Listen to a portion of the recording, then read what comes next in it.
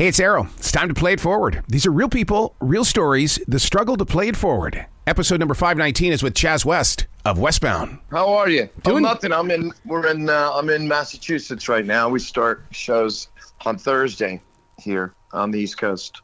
Yeah, how about that? You guys, Westbound is on the East Coast. You went eastbound to get on the East Coast. Yeah, right. we're playing Westbound too. We're playing at the Whiskey A Go-Go also next week. So we're doing all over the East Coast, Westbound, Eastbound, and Southbound. And somebody's not ever going to believe you when you say, there was a 2-year period there where we couldn't go in any direction. But they're going to say, what? Correct. But I'm pumped. Yeah, exactly. Hey, speaking, as John Lennon sang many years ago, it's like starting over. Oh, isn't that the truth? So have you had to recondition yourself? A little bit at first. We did a summer run back in June and July. So, first couple of shows, I kind of felt it. But then you kind of fall back into, place and becomes like a well-oiled machine. Yeah, so. The one thing I haven't gotten used to yet, all the politics that are involved on being on that stage and all the players and stuff. And it's like, oh, I didn't miss this. Yeah, exactly. Well, that's the one good thing about being in my band. It's, I have the final say. Good. I'll listen to what anybody has to say. But at the same time, it's my band. It's the first time I'm not a hired singer for somebody. So, Now, that's one of the advantages. Of course, the disadvantage also is you get all the credit, you also get all the blame. That's when right. Things don't go right. So right. A double-edged sword, as they say. So whereabouts on the East Coast are you going to travel? What are the cities? Oh, we got New Jersey. Yes. New York City, and then upstate New York. That's got to be pretty fun. There's a lot of music history in that entire region right there. Oh, yeah. I remember even when I was at the Bonham Band, we did really well in upstate New York area, like Buffalo, Rochester. Yep. We're going to be right in Niagara Falls this time. Oh, man. And, we had a little warm-up thing here in Massachusetts also. So. You talked about the Whiskey A Go-Go. How do you go to that stage and not want to just sit there on the edge and listen to the walls? I swear it was like I felt their energy. Yeah. And it was weird because the sound man or the monitor man's called, man, something's weird going on tonight. Things are happening that don't normally happen, like the things shutting off or not working. And I go, yeah, I think and I'm wearing a Jim Morrison ripped T-shirt, right? And I was like, yeah, I think it could be the spirits of Jim and Mario. And he goes, I think you're right, because this is weird. I'm here 5-6 nights a week. Never seen this happen. Like things were just not working, breaking down. All of a sudden, just go out. And it was like, what? Yeah. So, I know. You had a connection with Ronnie James Dio. I've had the opportunity to be with his wife a couple of times. My God, that whole entire circle of history as well as the musicians that brought that sound to life. Oh, yeah, absolutely. Ronnie was such a great guy. I mean, he really went out of his way to, he encouraged me and he gave me advice what to do, what not to do, and that's when I met him. And I was on the same bill with him in South America is how it happened. And, and then he continued for the entire rest of his life. I mean, I saw him, I don't know, probably within about 6 months or so, maybe a little more than that before he passed. And it was for Vinny Appice's birthday party. Yeah. And it was great. He was still cracking jokes and we were talking about, stories in the past and he was telling us stuff. He was just such a great man. Yeah. It was such a loss. He really, I was a kid, it was my first major tour that we were touring in South America doing, football stadiums or soccer stadiums. And, he took the time to give me advice. And like I said, he encouraged me. And, first he said, man, you blew me away. I was sitting backstage going, who's that kid singing with Bonzo's kid, So that was pretty cool, and yeah, right. And, he gave me his phone number and said, keep in touch with me, and of course it's funny because now I live in Encino, which, that's where he lives. And I'm probably maybe about a half a mile from where he lived. Are you kidding me? Wow. You talk about ghosts on the wall, man. Exactly. Isn't that weird? I know, it's strange because at the time I was living in Hollywood, I was just a kid. But yeah, I lived very close to where he lived. So. Now, growing up in Hollywood and so close to the Sunset Strip and stuff like that, I mean, did that play a big role in your life, or did you stay on the outside and then make your move? No, I tried. I mean, I never really got the break. I was a kid, I came out here. I wasn't born and raised in this, in LA. I was a kid who came out here for, going after a big dream like so many others. I had an opportunity. It didn't work out right away, and I'm an underage kid, and it's like, what am I going to do? And I ended up getting a job at the Troubadour nightclub as a doorman. Wow. And it was like, because the manager, he knew the manager of this band, which didn't work out, and because he's the the manager felt bad, and he was dropping. He's like, I'm dropping those guys because they've all said that labels have all said the same thing, that they want a singer, that they need better vocalists and frontman. And he goes, they're not going for it. There's two older brothers that were stubborn. So he says, what do you want to do? And I said, well, I'd love to stay out here, Craig, but I don't know anyone, which is the truth. I didn't know a fucking single soul, And so he said, well, let's go out tonight. I'll take you out because my girlfriend's out of town. And we went out, and the last place we went to was the Troubadour nightclub. And he knew the manager. The guy that was a manager at the Troubadour knew the manager of this band, and he says to me, so, sorry things didn't work out, that band. He goes, but Greg says you'd like to stay out here. And I said, yeah, I'd love to. I just don't know anybody, and what do I do? Where do I stay? And he goes, well, would you want to work here? Yeah. I said, sure. What do I do? He goes, well, you look good. Look like you could handle yourself. You'd be a doorman and maybe help behind the bar a little bit. He goes, you won't make a lot of money, but enough to meet other musicians. We'll make sure you're fed. Yep. I said, okay. I'm 19, 20 years old, 20 years old. And it's like, okay. And then I go, well, where am I going to stay? Then he's like, well, I got a couch you can crash on. All I ask is my girlfriend comes over like Tuesdays and Thursdays. So, bugger off then. And you come down here, we'll give you a couple of beers and a burger, and then I'm like, he's like, hey, by the way, do you have a girlfriend? And I did at the time, but she was out of state. Obviously, I was moving, and I was like, no. And he's like, well, because she's got some hot girlfriends. I think you might want to meet. So that's how it happened. So I stayed for a couple of months on his couch and worked there, and sure enough, did go. Ended up with a couple of his girlfriends, and then met other musicians, obviously. And so the Sunset Strip thing, I did get to experience a little bit of it, but not much. Yeah. And I didn't really have any major success there.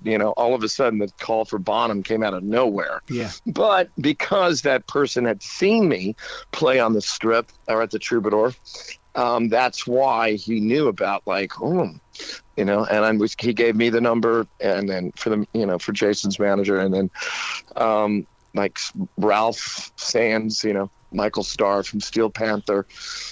So, because he auditioned like the day before me. I remember we even talked about that years later.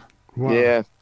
Well, yeah. So anyway, doesn't it fascinate you though the way that musicians, listeners think that there's this gigantic war between the band members, but in reality, the more and more I dig into this, it's all about collaborating. Oh, absolutely, especially as we've gotten older. Maybe we're a little more cutthroat and competitive when we were younger. Absolutely, you have to be, to try to get somewhere. But as you get older, and if you've reached some of your goals, and then at least some of them, then you kind of you want everybody to succeed. Yeah.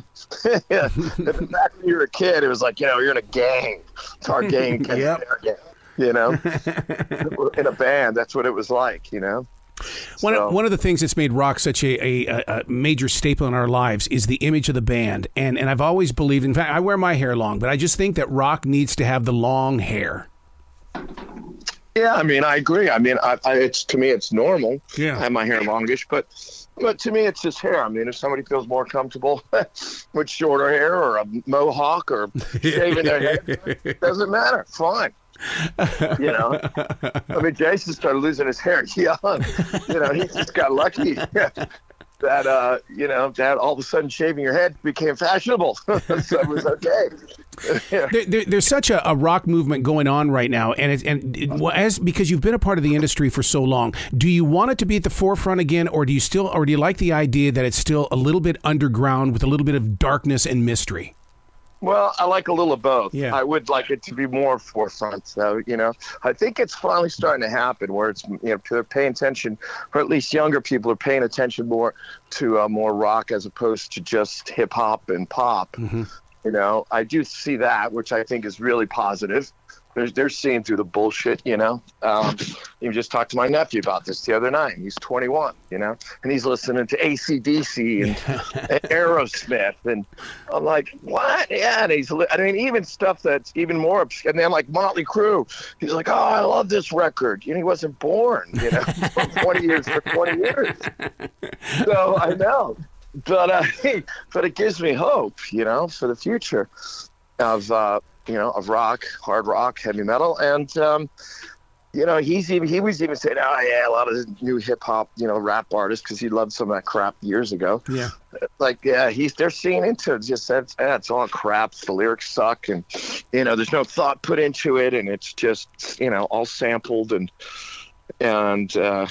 you know, not real. And they're starting to, you know, so that gave me some hope. I'm like, good. Okay. Yeah, but I've been saying for years, a lot of it. I mean, look, I try to be open-minded, you know, as far as my musical taste, and I do. I mean, I love some of the older raps, hip-hop stuff, LL Cool J and Run DMC and Beastie Boys, some of that stuff, you know. But that, at least there was some, what's his name?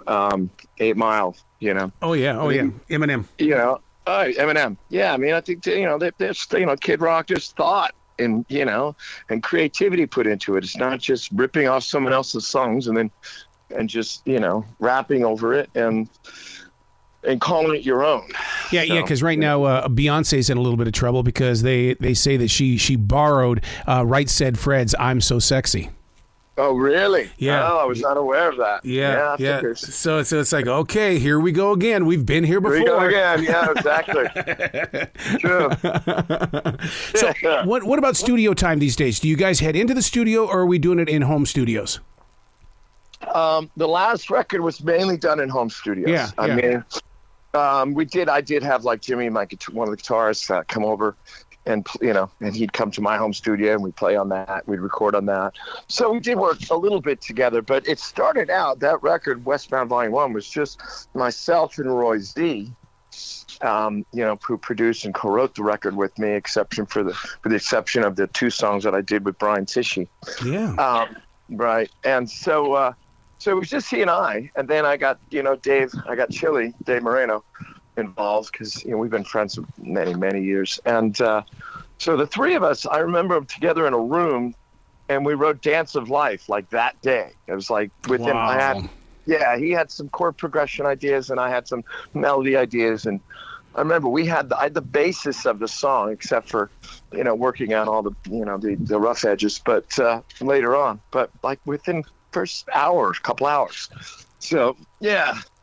Do you find yourself at any time wanting to do anything like the Beatles documentary Get Back, to where maybe it's time to start documenting this on film for future fans and stuff? I mean, yeah, I was trying to get some video and pictures. I mean, it's not, unfortunately, I'm old school, so it's not my forte. You know, everybody's always like, oh, taking the selfies immediately, right? You know, you know, go get a selfie here. So, you know, I mean, I'm not that guy, but I always try to get some of it. Yeah, some, or have somebody take some video footage, or pictures. So. Yeah, because time is moving so quickly as it is. I mean, you could sit there and say, all right, we're going to spend the next year working on an album. All of a sudden that year is up. You go, what'd we do? I didn't write it down. Exactly right. It's true. Time flies, and it's just, you know, I mean, look at during the pandemic, like 2 years just flew back. 3 years flew by. Yep. It's like, you know, and, you know, we went for a year and a half of it. At least we weren't able to do fuck all. So, you know. So what's the go-to food on this particular tour? Do you stop in at the Taco Bell? Do you hit a fast food burger, or do you hit a 7-Eleven? No, I've never got too low as a 7-Eleven. That's more like when I was really a broke kid. I think we could at least go to a fast food place or Denny's. The Denny's, yeah, there you go. You know, but I try and eat healthier these days. Yeah. You know? Oh yeah. So I mean, we all slip sometimes, but I try to I stick mainly to a keto kind of diet during the week. You know, and then on weekends maybe I'll, you know, go off a little bit here and there. especially if I'm going night after night after night. Yep. Yep. How are you keeping those vocals in tune? Because I mean, nowadays, especially with you being on the East Coast, the leaves are changing. There's a lot of mildew and stuff out there. How are you keeping those vocals? Oh yeah, it's the allergies. I can feel that definitely. No, I'm okay. Actually, I'm very fortunate. The more I sing, the better. Usually, it's if I don't do enough of it. That's why if like during the downtime, I was just recording as much as I could and just singing in the car or whatever, because that's what happens. No, it's like, I know. It's like if you don't do it, it like forms cobwebs kind of thing. I've always said that being like a singer and a drummer, the most physical jobs there are in a band. It's like being an athlete. You got to do it all the time, or else you start having problems. And of course, as a drummer, you have your muscles and bones and all the joints. As you get older, and then as a vocalist, it's your instrument is in your neck. So that's it. Yeah. So true. Where can listeners go to find out more about the current tour? To jump on and to find out more about what you guys are doing musically?